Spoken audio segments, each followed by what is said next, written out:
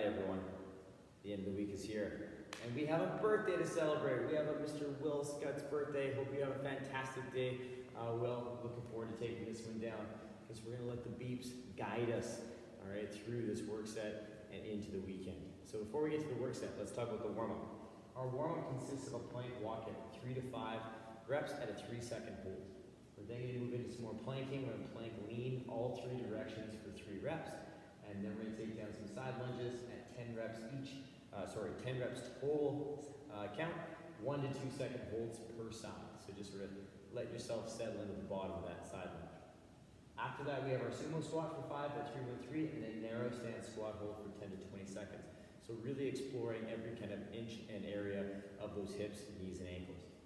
2 to 3 rounds of that top piece, and then we're going to come down to the bottom piece and get ourselves fired up for the workout, which is going to consist of a dumbbell deadlift for 5, dumbbell or kettlebell swing for 5 to 7, lateral ski jump for 10 alternating, and then a jump squat and broad jumps. We're going to work on some jumping today, and again, we'll talk about some stuff to make sure that you're comfortable with that, to build that jumping capacity as you start kind of building that up for yourself. 3 to 5 rounds, all right, at that piece right there to keep kind of moving along, building that jump, getting those legs ready to take us into our 15-minute on the minute. So you have 15 minutes of work or 5 rounds of work, which comes out to minute number 1, 10 to 15 dumbbell pullovers for 10 to 15 reps. Into minute number 2, dumbbell or kettlebell swing for 10 to 20 reps. Minute number 3, box jump for 5 to 10, or a box jump variation that I'll give you here during our workout description. Any time left over after the work set is done, you have to rest, relax, and kind of be and just kind of get yourself pulled together for the next phase of work. But please keep this in mind. Challenge yourself, work with some decent loading.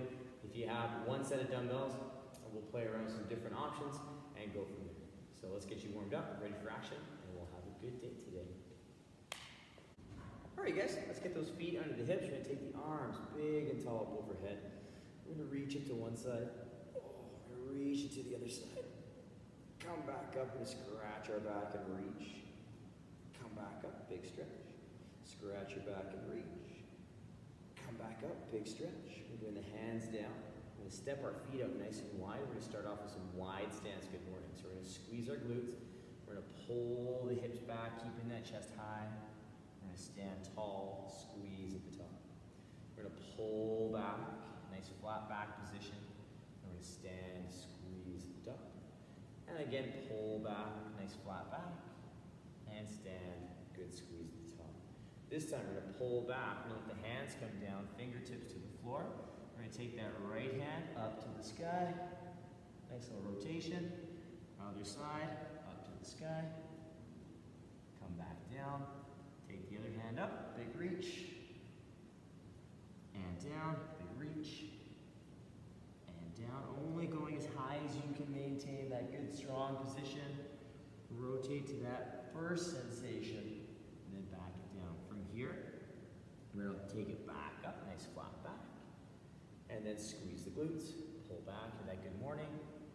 Stand tall, good, pull back.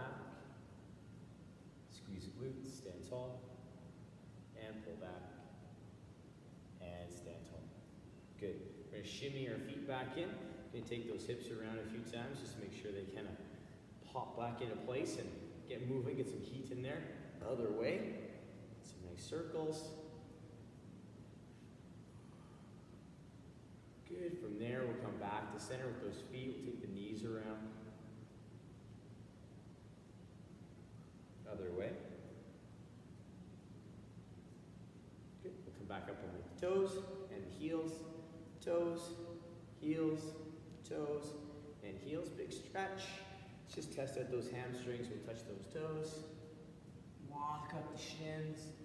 Come down, touch the floor. And then we're going to roll ourselves up. Big stretch. And then bring those hands down.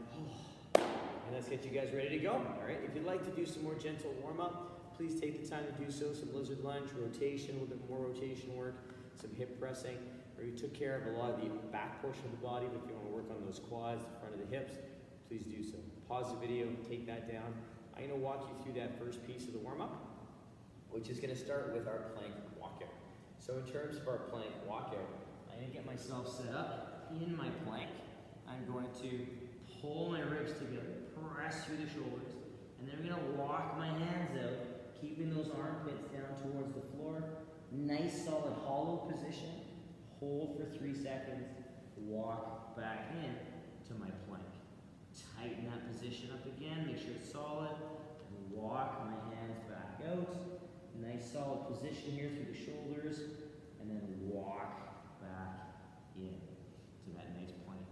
If by chance that walkout is a little more kind of challenging for you, what we can do is we can lower the knees, and we can work on that walkout a little bit further perhaps from that knee plank position instead of the toe.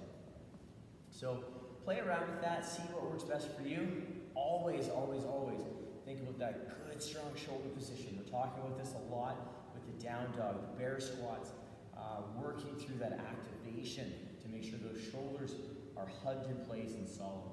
So here especially, if you feel that shoulder kind of turn inwards or start to disengage, stop walking out, pause there, walk back in. Find your edge. From there, what we have for you guys is a plank lean, 3 directions. I'm gonna get set up in my plank first, tucking through, pressing through the shoulders, gripping the floor. I'm gonna lean through my shoulders to my left.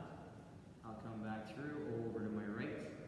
I'll come back to center, and then I'm gonna pull forward through my lats and my arms. Keeping them straight, I'll press back, and that's 1 rep. So I'll lean, and I'll lean, initiating through my shoulders. I'll pull forward as far forward as my wrists and my shoulders will allow to make sure that I'm keeping my arms straight and keeping my belly and my hollow nice and tight. A big thing we see a lot of sometimes is when we do that forward pull is the hips start to sag and kind of drag down. We want to make sure we keep that hollow super tight as we pull forward. So watch out for that, feel that, and make sure that you're paying attention to just going to that edge. Our next exercise brings us up to our feet, where we're going to come back into our wide stance like we started off with, or we're going to go into our side lunge. These side lunges, we're going to go for 10 reps. We have 1 and 2 second hold per side. So we're going to take it down to that end range, taking my hip down to my heel. Once I get to end range, I'll hold active for 1, 2, stand tall. So really pressing through that leg. I pull back and down, taking as deep as I can, trying to keep my chest up, just like I would if I was squatting. Hold for 1 to 2 seconds and stand tall. Very important that again, I'm focusing on drawing my hip to my heel, just like I would if I was squatting. So I'm not trying to pull super far back like a good morning, but I am trying to pull back just enough so I can stay with my weight through my midfoot. So right where my laces are, that's where I want to keep my body weight the entire time. After my side lunges, I'm going to move my feet in a bit to my sumo squat stance. And I'm going to take down 5 reps at a 3-1-3. So key point to the sumo squat. Toes are kind of turned out just like a normal squat. My feet are a little wider just outside my shoulders. All right, and my knees are going to be pressing out hard, all right, a lot harder than if I was doing a normal regular squat stance. So as I take my hips to my heels, I'm going to push my knees out, keeping them nice and solid so they track my toes. I hit my depth, and then I keep pressing them out as I stand, so there's no collapse inwards. My hips are still heading towards my heels as I keep my back super straight, nice and upright as I can in that sumo squat. I'm going to really focus on opening up those hips, waking up those ankles a bit, and kind of working on a slightly different stance for my squat. From there, I go in even more, and I'm going to go inside my regular stance into my narrow stance. And with this, we're just doing a squat hold. So we're going to take it down as deep as I can in terms of maintaining position, and then I'm going to hold for 10 to 20 seconds, making sure that when I come out of this, my hips and shoulders rise together, and I'm moving well in my position. So I want to make sure that I'm active in the bottom and not dumping down into the bottom of my squat just to get range. I'm staying nice and straight in that back, just like a normal squat. Quick recap for you guys, 2 to 3 rounds. We have a plank walkout from the toes or the knees, depending. 3 to 5 reps at a 3-second hold in the walkout and the plank.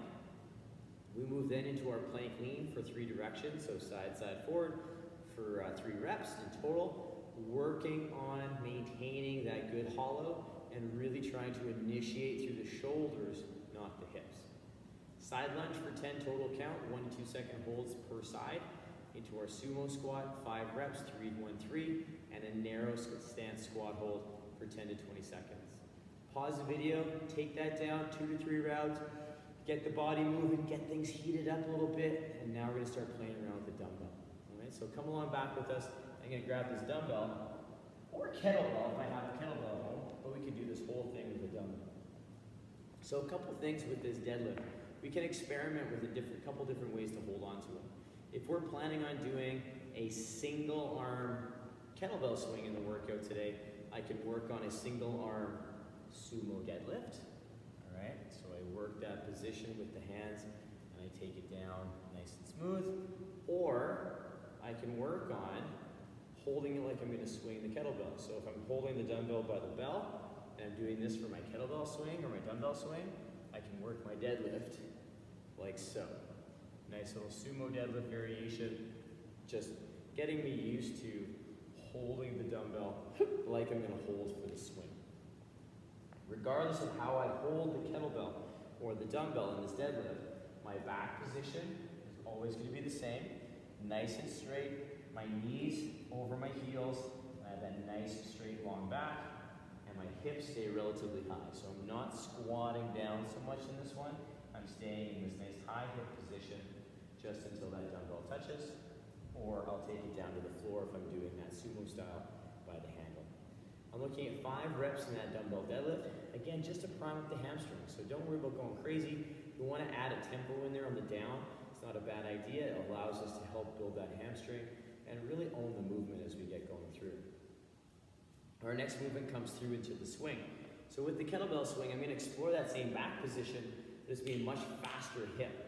I want you to imagine like you're going to jump, all right, in terms of that swing, but our feet stay on the floor, and I'm holding onto a kettlebell or a dumbbell. So I'll start by holding the bell by the kettlebell or the dumbbell by the bell. That's a lot of bells right there. But what I'm going to do is going to take the hips back quick, and I'm going to stand tall and let that arm guide that dumbbell to wherever I feel comfortable, above the shoulder, or even a little bit lower. So it really depends on how comfortable I am with that dumbbell or kettlebell in terms of the swing. All I need to see is the hips and the legs doing the work, the arms just guiding it, so I really don't care how high it gets. I care about the legs doing the work and being the primary mover. If I'm going to hold on to the dumbbell by a single hand, I can work on that good swing. The hips and the knees do the same amount of work. I'm just holding on with one hand in the swing. You may feel more comfortable taking this one right overhead because it's normal in terms of our push press, our jerk, our snatch. It's a normal finishing position for that. So if you have the range with the shoulder, it's not a bad place to play with that and just getting used to getting that kettlebell or dumbbell, the dumbbell overhead in good position. So explore that if you like. I really like the single arm dumbbell swing. It's a nice option, makes you really focus on staying square in your body, works on single arm strength and stability overhead. Lots of benefits from it. Just remember, if you're doing single arm swings, to balance it out, do about 3 to 5 reps per side to make sure you're getting both sides warmed up and ready for action. With the swing comes next, we're going to continue working our kind of dynamic work and our jumps. So we're going to work that lateral ski jump. I'm going to stand over here for a second and sort of load this leg. So what I want to think about is loading the leg, and you notice my arms kind of get ready to go. I'm going to swing my arms and jump. So my arms and body move as one, and I get a little bit of assistance in that jump. It's not just sort of trying to use my legs, it's everything. Using the body's ability to create force and momentum to get some more distance or get speed on that jump. It's not a high jump, it's just more of a long jump. So if you're not a jumper, we can still get the same desired effect with the step. So we get a big step, and my foot isn't leaving the ground until the other one lands. And I'm still learning how to move laterally. I'm still learning how to control that that lateral energy and then stop it so I can change directions. And it doesn't even have to be very long. It can be a small step as well. So take it for where you need it to be. Build that skill, build that coordination, balance, that lateral strength, and have fun with that, you guys. We got 10 reps total count. So back and forth, total count of 10. And now we're gonna go a little bit more vertical and investigate that jump squat. So I'm gonna turn and face this direction for you guys so you can see. We have 3 variations of the jump squat. Basing it all the way down to its base level, foundation movement, the air squat. So you can work on a good air squat.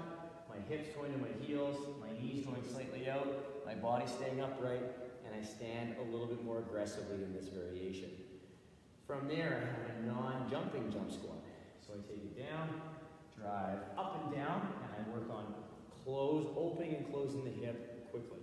You may find your heels come off the ground a little bit during that, and that's okay. That means you got good hip and knee extension, but we don't have to leave the ground to learn about that open and close and learning about deceleration on the way down. If you're comfortable with the full jump squat, we just take it down, good squat, we drive up and then pull down. Up and then pull down. The heart of the jump squat is that good air squat. So that foundation movement is so key and important because we want to make sure that we're landing with good stable knees, good balance to the midfoot, and a good tall upright body. And that's how we're going to generate the power to leave the ground. 5 to 10 reps of whichever option you choose. And then we finalize and finish off this round of work with a broad jump. So I'm going to turn and face sideways. I'm going to get that drive back with the hips and the arms, just like that kettlebell swing, except I'm going to drive horizontally and leave the ground. I'm going to try to land super soft and in that power position. So the importance of that power clean, when we do this power clean motion, it's teaching us how to absorb impact and it's teaching us how to jump. All right? So we're learning how to absorb that jump off a box, forward onto something, whatever it happens to be, jumping over a puddle in real life, you never know. But we want to make sure that we're learning it very well. So we take the hips back and go. We land soft, try and land quiet. And in terms of the broad jump for our warm-up today, it doesn't have to be max effort. I want you to practice the jump for where you're at. So it can be small, it can be large, it can be max effort, it could be rebounds a couple, all right? But make sure we're working on control and landing with that good soft landing in that power position. You're gonna take down 5 to 10. You can keep jumping in a straight line, or you can turn around like I was, depending on how much space you have where you're working out. But use that time to work that skill. It's a good skill, it's fun. It gives us a chance to have some fun with some jumping and generate some power. 3 to 5 rounds of that bottom piece. I'm gonna give you a quick recap. We have dumbbell deadlift for 5, taking it at any one of those positions that we kind of showed you in that workout description. Dumbbell or kettlebell swing, 5 to 7, holding by the bell, the handle, or the single arm. Lateral ski jump for 10 alternating. Jump squat for 5 to 10, any one of those 3 variations, and a broad jump for 5 to 10 reps. Take that down, pause the video, rock it, have some fun with some jumping, get that heart rate up, get that body warm, because we're moving into the workout now. So the workout today consists of 3 exercises. One is relatively slow, and we're gonna work on just opening up that upper body. It's gonna give our legs a little bit of a break. So that's the dumbbell pullover. So I'm gonna sit and lay on the ground, keeping my dumbbell pretty close. And I'm gonna take it down, feet just outside my fingers, just like I was gonna do a bridge. I'm gonna pull the dumbbell up over my body. Soft elbows, but straightish arms, all right? Low back is pressed into the floor. We're gonna take the arms back. We're gonna press into that dumbbell, and we are going to touch the dumbbell to the floor and bring it up. And you're gonna take it back, pressing into that dumbbell so we control the down, touch the floor, come back up. If you have a little bit more range, you can hold the bell, right, by the bell. And from here, the elbows are still soft, the arms are straight, but slightly bent, and we're gonna come back with the arms, keeping the whole arm moving together, and then touch, and come back up. So again, the motion is the same. Actively pressing into the dumbbell as we lower. We just have a little bit more range of motion, keeping that low back flat on the floor. You have anywhere from 10 to 15 reps in that first minute. Whatever time remaining, take advantage, rest, get yourself set up for your dumbbell / kettlebell swing. So the next minute, when it beeps, you're gonna do 10 to 20 kettlebell swings. You can hold the bell by the end. You can hold 2 hands on the handle, or you can do a single arm swing. But if you're gonna do that, just half the reps per side. So you just flip it and go. So we talked about this pretty good during our warm-up descriptions. So rewind back, hit those up again, pick the variation you're gonna work for the work set, attack it in the workout, rest any amount of time after that you have left in that minute before tackling the next phase, which is the box jump. So in terms of the box jump, what we have for you guys, we have some options. If you do have a box, which I'm gonna grab right now as I disappear out of camera for a second. If you do have a box, you can work the standard box jump. So I stand close to the box, I'm gonna throw my hips back quick, knees go slightly out just like I was doing that kettlebell swing. I'm gonna jump. Try and land nice and soft, fully extend at the top, step down or jump down depending on your ability to absorb that impact, okay? Or you can work on some step ups, like we did yesterday. You can work on loaded, unloaded, whatever you want to do. You can work on lateral step overs, so you can work on staying low, taking it back and forth, working on some lateral movement if you'd like. If you have a stable and strong surface that you can do those jumps, steps, or lateral steps on. If you don't, I'm going to move this out of the way. You can also work through a few options, be it the jump squat, so working on that jump squat. You can work on a broad jump. You can work on the lateral ski jump. Lots of different options there for your jump, okay? So take advantage, depending on what you have access to at home, use what you got, make this workout yours, and then you take down those box jumps for 5 to 10 reps. I'll have some alternate reps for those different exercises in the workout description. Take those down, take down your reps, rest for the remaining time, and then you'll come back up to minute number 1. We should have definitely a little bit of rest in that first minute and that third minute. But that second minute, depending on how many reps you choose, may push it pretty close to the top, depending how comfortable you are with the kettlebell swing. Keep that in mind. Make this yours, you guys. Have fun with this one. I love these workouts. They're kind of challenging. You can pick and choose, pick your own adventure, and make it yours. Happy birthday, Will. I hope you enjoy your birthday. I hope you have an extra special day with this lovely thing coming at you today. And to everyone else out there, have a great day, have a great time taking this down, work for quality, and we will see you very soon. Bye, you guys.